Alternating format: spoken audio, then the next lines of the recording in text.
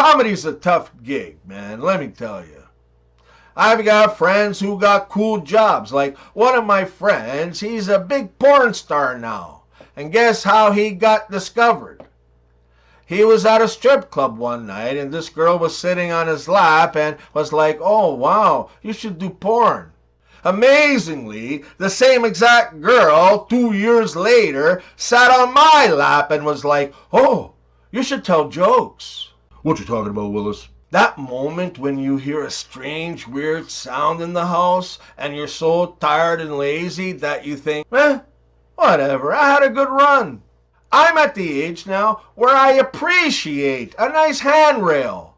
You ever notice that November doesn't have afternoons? It's just morning until about 2:30 or so, and then nighttime.